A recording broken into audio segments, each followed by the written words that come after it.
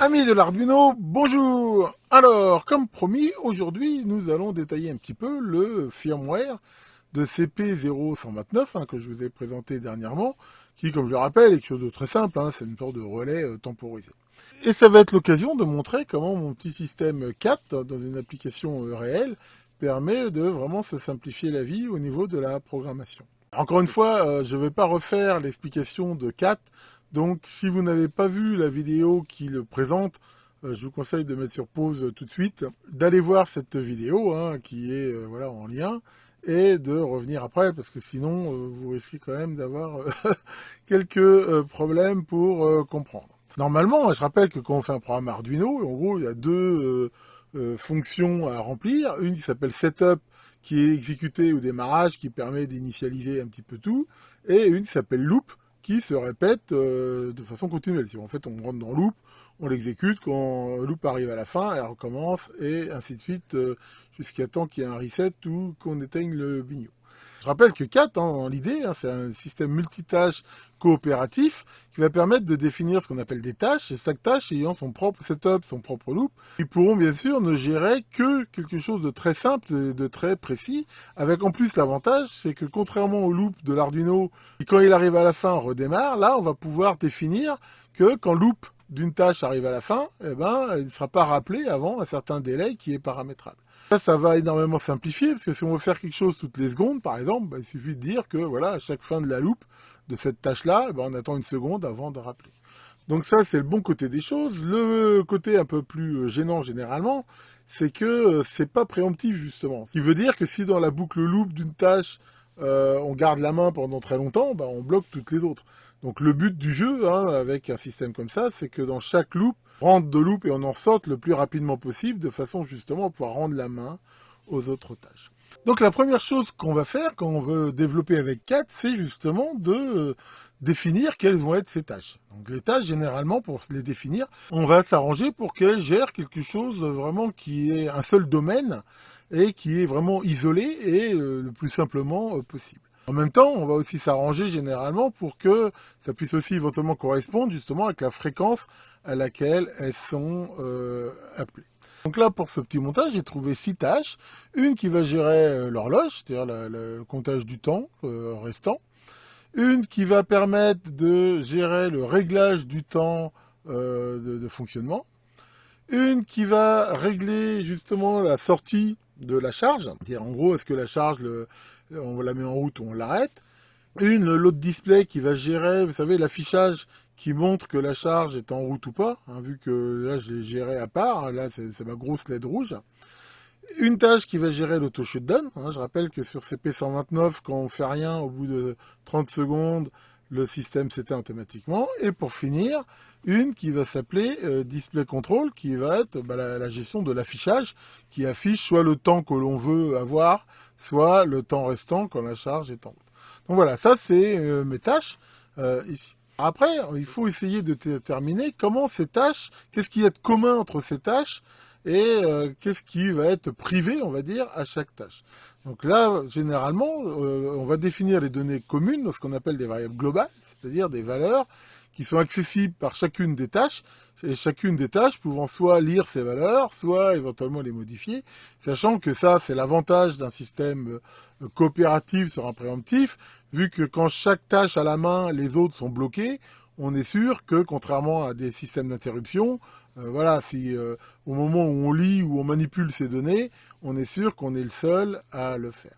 Donc ça, généralement, il y a ça. Et éventuellement, mais on va voir que c'est pas le cas ici, c'était le cas dans CP0128 que l'on verra plus tard, on peut aussi, dans une tâche, exposer, je veux dire, des fonctions, enfin on appelle des méthodes en objet, qui vont aussi permettre d'interagir, de permettre à un objet d'interagir avec un autre. Mais ici, on va voir que pour l'instant, dans cet exemple simple, il y en a pas.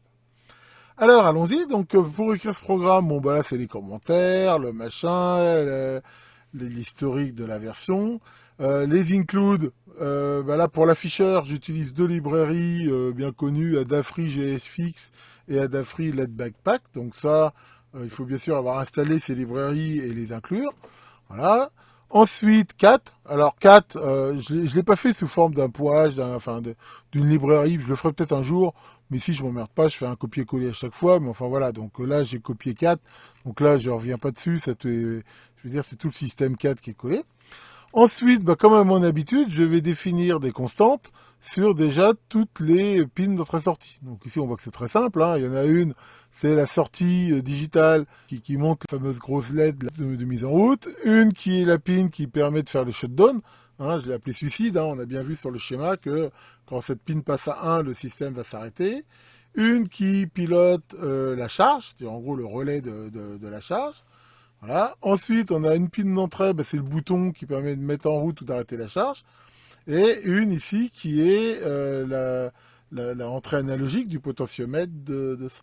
Donc je rappelle très rapidement, comme je le fais à chaque fois, le fait d'avoir ça, alors déjà en choisissant des conventions de nom comme K pour une constante, in ou out, le nom, ça permet, déjà quand on écrit, c'est quand même plus simple de faire digital write LED on, c'est plus lisible que de faire deux. Mais surtout, je vais pas revenir dessus en détail, le fait de définir des constantes, si je cherche dans mon programme partout où LED on est utilisé, voilà, je suis sûr de trouver que ça. Si je cherche deux, si je vais trouver des tas de deux, si ça se trouve qu'on rien à voir. Donc ça, toujours une bonne façon. Puis en même temps, si vous utilisez un autre système, un autre Arduino, voilà, si je veux changer les pins, ce serait facile. Si je voulais mettre 5, 6 par exemple pour l'autre contrôle, je change ici, mon programme n'a rien d'autre à changer. Ensuite, on va définir un certain nombre de constantes qui vont être des constantes utilisées par chaque tâche. Là encore, l'idée, c'est de faire que certains paramètres, on puisse éventuellement les changer facilement, sans être obligé d'aller partout dans le programme et aussi de rendre plus lisible. Alors, le task shift, j'en ai déjà parlé, en gros, je vous renvoie sur la vidéo de 4, ça permet en fait à chaque tâche de se décaler un petit peu dans le temps pour éviter qu'elles arrivent toutes en même temps, ce qui n'est pas très très bon. Alors ensuite, pour la tâche d'affichage, là, en fait, pour chaque tâche, déjà, il y a toujours la période. C'est en gros avec quel délai je veux avoir entre chaque appel du loop de la tâche. Donc là, l'affichage, je le réfléchis tous les 250 millisecondes, c'est-à-dire 4 fois par seconde. Ensuite, j'ai l'adresse, ça c'est l'adresse I2C pour le display module. Et ici, la durée. C'est-à-dire, en fait, on a vu que quand on met en route le système, il affiche 88888 au moment de l'initialisation. Ça permet de tester l'afficheur et combien de temps ça dure. Donc là, par exemple, j'ai mis 1000, donc millisecondes. Ça me permet donc voilà, de la régler ici. Si vous voulez que ça l'affiche moins longtemps, vous mettez 500. Si vous voulez que ça l'affiche 2 secondes, vous mettez 2. Vous n'êtes pas obligé d'aller dans le programme. On va voir que toutes ces variables-là, on peut les changer avec quand même, on peut pas forcément mettre n'importe quelle valeur. Je veux dire, voilà, en fonction de chaque valeur, il faut mettre des trucs raisonnables, évidemment. Donc pour le système qui gère le temps, vu que l'unité c'est la seconde, voilà, ma tâche clock tout ce qu'elle a besoin comme constante, je sais qu'elle va être appelée toutes les secondes. Ensuite, time control, alors ça c'est important, c'est la tâche qui va gérer le temps que l'on veut avoir. Alors là j'ai mis un petit warning parce qu'il faut quand même faire attention à ce qu'on fait. Je rappelle que là j'ai choisi un réglage analogique. Le convertisseur analogique digital de l'Arduino, il a une résolution de 10 bits. En gros, il va me donner une valeur de 0 à 1023 selon la rotation du potentiomètre. Alors là, voilà, je peux pas avoir plus de résolution que ça. Imaginons que je veux un temps maximum de 60 minutes. Ça veut dire qu'il y a 3600 secondes. Donc on comprend bien que voir régler une valeur de 0 à 3600 avec quelque chose qui varie de 0 à 1023, c'est pas possible. J'ai pas assez de résolution en fait dans mon bouton. Donc là, ça veut dire que je vais être obligé de faire quelque part un compromis entre la résolution, c'est-à-dire en gros quelle est l'unité minimum que je vais avoir quand je tourne mon bouton, voilà, pour aller justement au maximum. Donc là-dessus, je l'ai rendu un peu paramétrable, mais voilà, il faut quand même mettre des réglages, je veux dire, si possible, intelligents. Donc c'est justement un cas ici où on va voir qu'on peut changer certaines de ces valeurs, mais il faut quand même rester, on va dire, cohérent. Voilà. Donc en même temps, pour l'instant, moi, la tâche d'affichage du temps affiche que jusqu'à 99,59 minutes. Il ne sait pas aller plus loin. Alors on pourrait, hein, vous pouvez très bien changer le programme. Si vous vouliez des temps qui pourraient dépasser 5 heures, pourquoi pas. On peut imaginer que le système d'affichage, il passe en heures minutes au lieu d'être en minutes secondes. Enfin, on peut éviter, mais voilà, tel qu'il est fait actuellement, de toute façon, il ne fonctionnera pas si on met des temps de plus de 99 minutes. Donc voilà, avec tous ces réglages-là, il faut aussi essayer d'avoir quelque chose qui est user-friendly, c'est-à-dire que là j'ai choisi une résolution de 30 secondes. J'aurais pu faire 10. Mais je veux dire, dans un moment, pour la durée de ma pompe, je suis pas à 10 secondes près. Donc là, comme pour chaque tâche, on va retrouver la période d'appel de la tâche. Donc là, comme je veux aussi que ça réponde assez vite, en gros, je vais scruter mon potentiomètre toutes les 250 millisecondes. Et ici, voilà, c'est quel est le temps min que j'autorise, c'est 30 secondes. Quel est le temps max? Comme j'ai dit, moi, pour l'instant, c'est 1 heure, donc 60 fois 60. Et quelle est la résolution? On va dire, c'est 30 secondes. Voilà. Mais si vous voulez une résolution de 10 secondes, vous pouvez mettre 10. Il faut juste vérifier, comme j'ai dit, que ça colle avec la résolution max. Ensuite, pour la tâche load control, pareil. Moi, en gros, je veux que ça soit toutes les 30 millisecondes. Le display, ça c'est je rappelle, c'est la LED qui clignote. Comme je vais la faire clignoter toutes les secondes, j'ai mis 1 seconde aussi. L'auto shutdown, pareil. C'est-à-dire, j'ai pas besoin d'avoir la main plus qu'une fois par seconde. Et ici, derrière, j'ai aussi là au bout de combien de temps le système se met, je vais dire automatiquement shutdown. Hein, donc ça, c'est, comme j'ai dit, pour l'instant c'est 30, mais si vous voulez qu'il attende 1 minute, vous mettez 60, hein, voilà, c'est aussi simple que ça. Et la tolérance, en fait, on va voir que j'ai fait un truc qui fait que quand on change, ça prolonge en fait le temps d'arrêt. Et donc là, c'est la tolérance de changement pour que ça le gère ou pas. Bon, enfin voilà, moi je l'ai géré comme ça. Donc voilà, ici on voit tous ces paramètres. Hein, donc on voit aussi que on peut assez facilement les changer si on veut, dire, adapter le programme à ses besoins, tout en restant dans des choses valables. Alors dernière chose, les fameuses variables globales qui vont être partagées par ces tâches. Mais en fait là on voit qu'il y en a deux, c'est très simple. En gros, si on regarde bien mon système, il a que 2 états.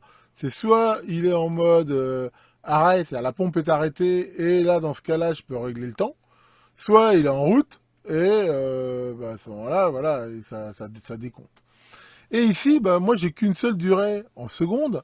J'ai pas besoin d'en avoir deux. Parce que, en gros, quand je règle le temps, j'ai duration sec, ça sera le temps que je règle. Et quand ça se met en route, en gros, c'est le temps qui reste. J'ai pas besoin de mémoriser le temps d'avant, parce que de toute façon, c'est la position du potentiomètre qui la mémorise. Donc voilà, en gros, pour l'instant, avec ces deux valeurs globales ici, hein, que j'ai appelé ici G, ça suffit largement, en gros, à faire le job sans aucun problème. De toute façon, comme d'habitude, hein, je rappelle que chaque développeur a sa façon de faire, sa façon de noter, ses petites manies, ses petits trucs. Moi, je fais comme si, moi, je respecte ça. Voilà. Là-dessus, je veux dire, voilà, ce programme-là, il y a 10 développeurs, il va être écrit de 10 façons différentes. Chacun a un petit peu ses conventions. Moi, comme je le dis toujours, j'ai pas la prétention de vous dire, voilà, c'est comme ça qu'il faut faire, et puis il y a que ça qui est bien. Il y a plein de façons de le faire. Moi, je vous montre la mienne. Voilà, après, ça peut se discuter. Moi, voilà, en même temps, c'est toujours pareil, c'est un petit programme embarqué, c'est un truc amateur. Je vais pas forcément m'appliquer les mêmes contraintes que j'ai vraiment dans un programme professionnel ou quelque chose comme ça. Donc maintenant, on va regarder le code de chaque tâche, et là, on va voir que c'est vraiment quelque chose de simple. Là, ça paraît très compliqué parce que je vous explique plein de trucs, mais on va voir qu'en réalité, une fois qu'on a la vue globale, c'est quelque chose de très simple. Donc maintenant, regardons les différentes tâches. Donc la tâche clock, ici, donc son constructeur, comme je vous l'ai déjà montré dans la vidéo sur 4, va donc s'enregistrer auprès du système et va donc s'enregistrer elle-même la période. Donc ici, on voit que c'est bien toutes les secondes. Et ici, en gros, c'est l'histoire du shift que je multiplie par le nombre de tâches, ce qui fait à chaque fois un décalage. Ici, dans le setup, j'ai rien à faire. Et ici, donc, on a la fameuse loop. Et en gros, qu'est-ce que fait la gestion du temps? Si la charge est en route et que la durée de seconde est supérieure à 0, je la décrémente. Hein, donc je fais ici, voilà, moins moins. ici, et si j'arrive à 0, eh ben, j'arrête la charge. Voilà, donc ça, c'est ce que fait finalement la gestion du temps.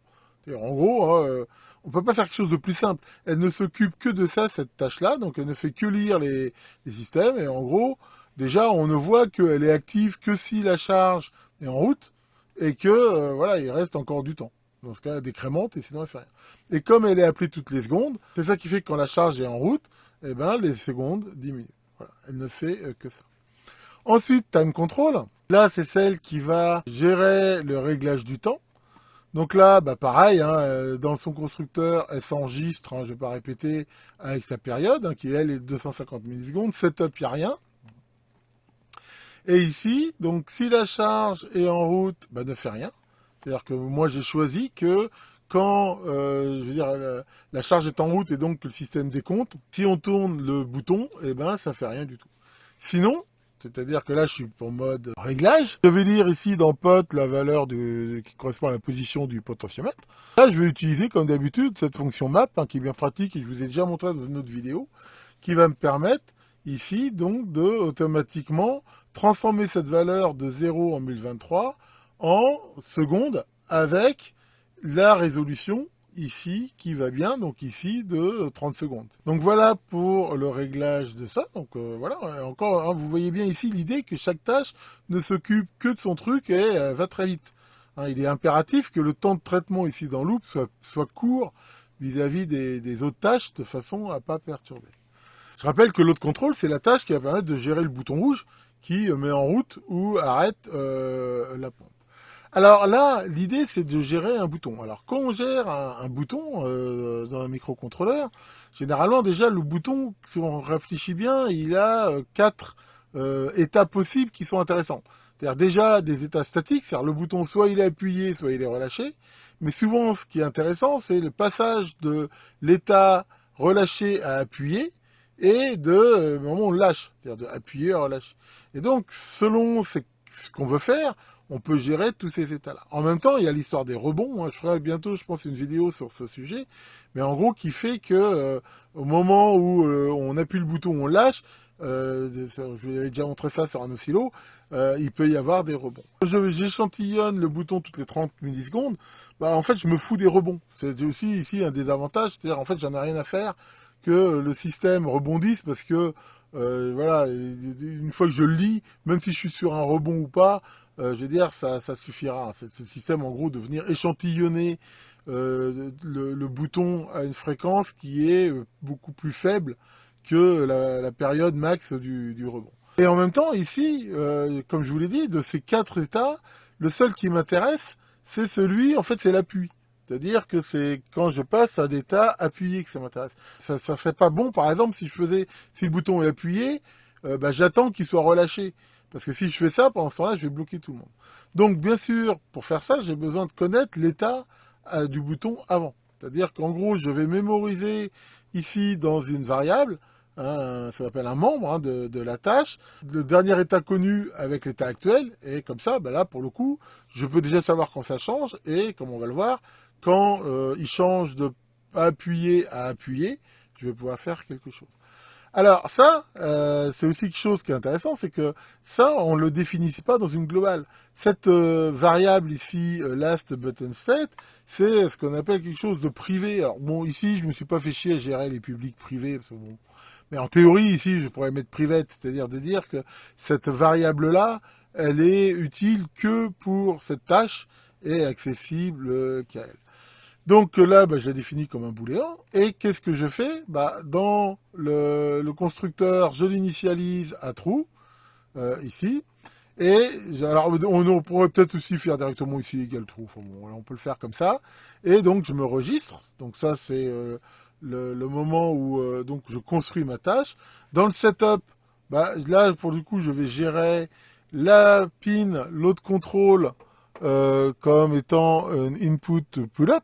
Donc là, je vais dire que je veux utiliser le pull-up interne. Si vous regardez le schéma du circuit, c'est ce que j'utilise. Et la sortie, donc qui commande le relais, c'est output. Hein, je rappelle que cette tâche, elle gère à la fois le bouton poussoir et la sortie. On aurait pu le séparer, mais je n'ai pas tellement vu ici l'intérêt. Et en même temps, je mets bien au démarrage la sortie à 0 de la sortie. Donc, alors, il y a un internaute qui m'avait fait une remarque qui est, enfin, pas vraiment judicieuse, qui dit oui, mais au moment du démarrage, en gros, les sorties, des fois, elles sont... Alors, c'est pas vrai. Je veux dire, au moment, enfin, juste après les resets, enfin, au moment du démarrage, les sorties des digitales, elles sont à l'état haute impédance. Haute impédance, c'est pas pareil que haut. Et haute impédance, c'est-à-dire, en gros, c'est comme si elles étaient déconnectées. C'est-à-dire, elles sont en l'air. Alors, bien sûr, selon ce qu'on peut faire, c'est pour ça que si vous vous rappelez bien, dans le schéma, j'ai mis une résistance, par exemple, qui va de la base du transistor à la masse, pour être sûr que, justement, il ne soit pas saturé. Mais voilà, ils sont pas. Il y a que certaines sorties où le bootstrap peut le faire. Par exemple, typiquement le TX, si on l'utilise, elle peut être en effet changée par le bootstrap. Mais à part ces quelques sorties, enfin, qui sont gérées comme ça, les autres sont comme ça. Mais enfin bon, ça n'empêche pas que dès le setup, ici, je la mets au plus tôt à un état bas. Alors au niveau de la loupe, maintenant c'est très simple. Je lis dans une variable locale ici button stat l'état du bouton. Et je regarde s'il a changé. En gros, s'il a changé depuis la dernière fois que je l'ai lu, bah, je remémorise maintenant en disant c'est le nouvel état. Et moi, ce qui m'intéresse, c'est simplement le push down. Quand ici, j'ai load, je l'inverse. C'est-à-dire, en gros, c'est là, on voit bien qu'à chaque fois que j'appuie, bah, la globale qui dit si la charge est en route, bah, je l'inverse, en gros. Donc, si elle était en route, je l'arrête. Si elle n'était pas en route, je la mets en route. Voilà. Et ici, de façon en plus à répondre très vite, eh ben, dans tous les cas, j'écris la sortie de la charge égale à Gelodon. En gros, on comprend bien que la sortie du relais qui commande la pompe est bien égale à l'état de cette globale qui dit charge en route ou pas. Donc voilà, on voit que cette tâche donc gère à la fois le bouton de mise en route, gère les rebonds et tout ça, et va gérer la sortie. Donc voilà, on y est presque. Ensuite, l'affichage ici de la load display, donc c'est cette grosse LED là qui clignote. Voilà, on va voir, c'est aussi super simple. Donc je veux que ça clignote, moi, toutes les secondes. Voilà, le setup, bah, on a bien le même principe. Hein, je définis bien comme sortie la broche qui commande la LED. Pour l'instant, je l'ai créé à 0 dans le setup. Et dans la boucle ici, bah, si la charge est en route, j'écris dedans l'inverse de son état. Je rappelle qu'on peut faire un digital read sur une sortie, ça donne comme son état. Donc en gros, je dis, bah, j'écris dedans l'inverse de ce qui est actuellement. Donc c'est bien ça qui toutes les secondes va la faire clignoter. Et si la charge n'est pas on, bah, je l'éteins dans tous les cas. Et voilà. Donc là, on voit qu'on a ici cette sortie. Et si je voulais par exemple pas qu'elle clignote, bah, je pourrais faire quelque chose de plus simple, faire digital write, Gelodon, voilà, un truc comme ça. Ensuite, l'auto shutdown. Donc l'auto shutdown, bah, on va voir, c'est pareil.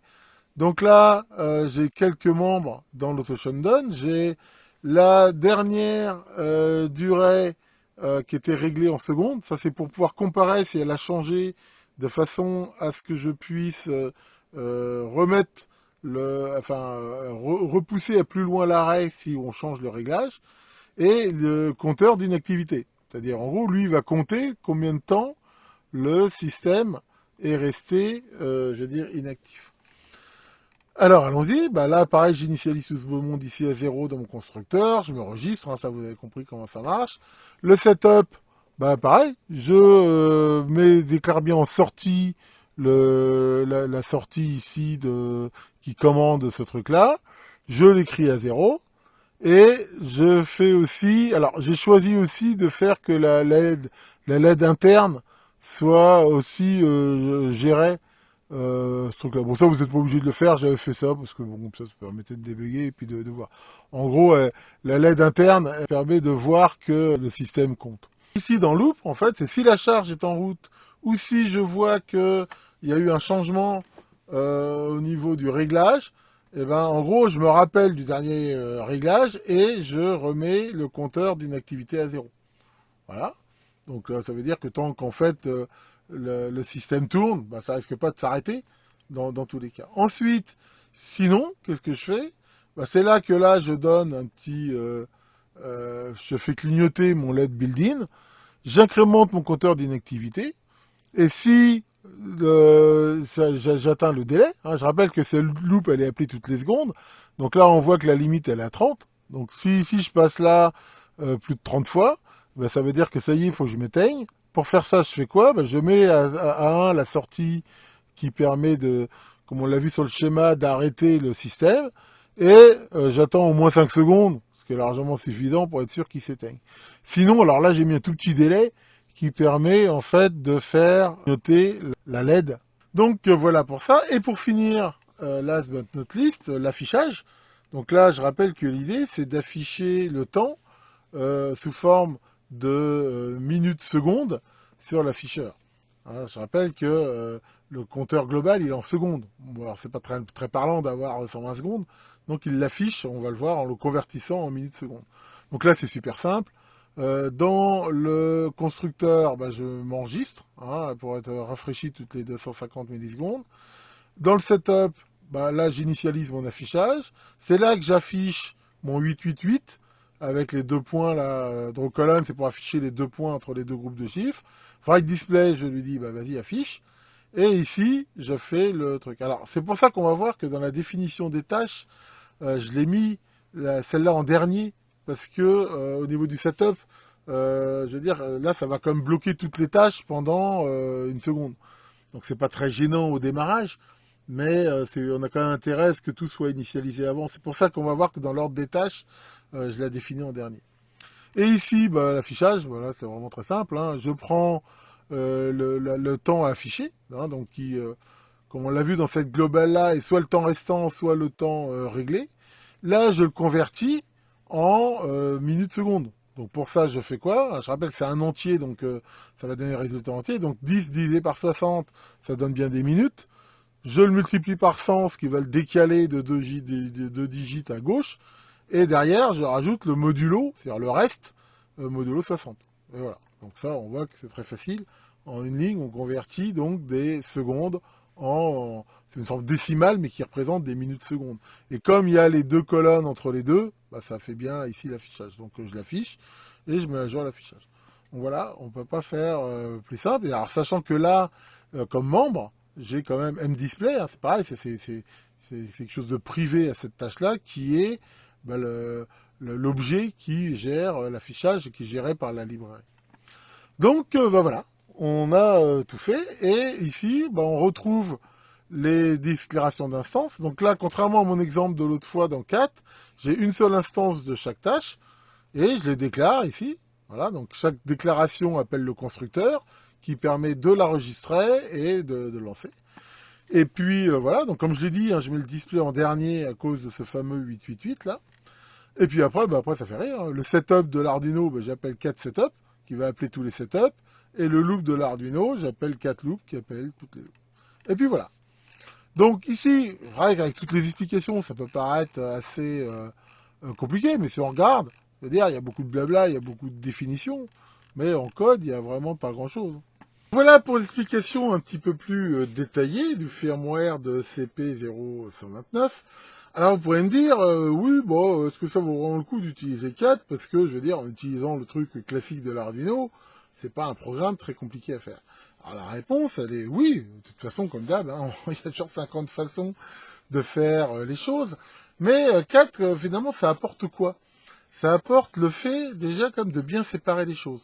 Ce qui fait que c'est assez facile à débugger, dans la mesure où c'est toujours plus facile de débugger un petit programme qui ne fait qu'une seule chose très simple, qu'un truc qui en fait plusieurs. Donc voilà, on voit que chaque tâche a ses propres variables qui sont privées quelque part, donc voilà, on risque pas de les réutiliser autre part. Ça simplifie ce niveau-là. Ça simplifie énormément la gestion du temps, parce que très souvent dans les programmes, on a tendance à utiliser délai, et délai c'est très chiant. Surtout qu'avec délai, c'est pas facile, je veux dire, d'avoir quelque chose qui va décompter le temps de façon, je veux dire, relativement rigoureuse. Là, grâce au fait qu'avec 4, chaque tâche est appelée à un moment, je veux dire, qui est connu, hein, par exemple toutes les secondes, toutes les X millisecondes, ainsi de suite, on voit que ça aide énormément. Et si, ce qui est généralement le cas, je veux dire, le code dans chaque tâche prend, je veux dire, un temps qui est pas trop long, de façon à perturber ce comptage, là, je me suis amusé à regarder au niveau de la seconde, le truc, il y a très très peu d'erreurs, quoi. Alors, c'est pas toujours hyper précis, d'un autre côté, voilà, c'est pas non plus à la seconde près. Donc ça va aider ça. Et surtout, même après, si on veut modifier le programme, c'est très simple, parce que chaque système est différent. Par exemple, imaginez qu'à la place de l'affichage sur du 7 segments, vous dites, ouais, mais moi j'aurais un affichage OLED. En fait, vous n'avez qu'à toucher qu'à la classe display. Toutes les autres, vous les laissez exactement pareil. Et vous êtes sûr de ne pas avoir de problème par rapport à ça. Si vous voulez changer la façon dont on saisit le temps par un codeur incrémental ou par un système à clavier, vous changez que cette tâche-là. Les autres, il n'y a pas besoin d'y toucher. Donc moi, je trouve que ça simplifie quand même pas mal l'écriture ici des programmes. Alors c'est vrai que à chaque fois, il faut reprendre la définition de la tâche, mais enfin bon, après, il y a copier-coller. Une fois qu'on en a fait une, on fait copier-coller, on change les constantes et ainsi de suite, et ça va relativement vite. Donc voilà pour ça, l'idée c'est de vous montrer un petit peu comment ça marche, mais c'était déjà d'avoir une approche, on va dire, pragmatique, parce que quand je vous ai montré 4, j'avais fait une démo qui, je veux dire, était pas forcément très parlante. Là, c'est vraiment voilà, une utilisation, on va dire, pratique. Dans quelques temps, je vous ferai aussi la vidéo donc du firmware de CP0128, mon petit testeur de cerveau, qui est un petit peu plus complexe, parce que justement, il y a un peu plus d'interaction éventuellement entre chaque tâche, mais vous verrez que c'est à peu près le même principe. Donc bien sûr, comme d'hab, je vous mettrai en lien sur mon site, vous avez le lien sur le repo Git, où vous pouvez retrouver ce source, vous pouvez le modifier, vous pouvez faire tout ce que vous voulez. C'est l'avantage de l'open source. Bon, alors j'espère que ma caméra marche. Alors j'ai des gros problèmes de webcam, elle déconne complètement. Je sais pas, je l'ai ouvert. Par contre, il y a une sorte de mauvais contact, je l'ai resserré, tout, ça a l'air de marcher un peu mieux, mais bon. De toute façon, j'en ai profité pour en acheter une mieux. De toute façon, là, moi, je suis en télétravail permanent, et c'est vrai qu'il m'en fout une un petit peu mieux, donc je pense que je prendrai celle que j'ai actuellement pour mettre ici. Enfin bon. Ça ne peut que normalement améliorer la qualité. Tiens, Maurice, ça va, Maurice? Alors, ouais, c'est le bordel, c'est la crise, c'est dur pour tout le monde. Alors, qu'est-ce que je pense des voitures hybrides?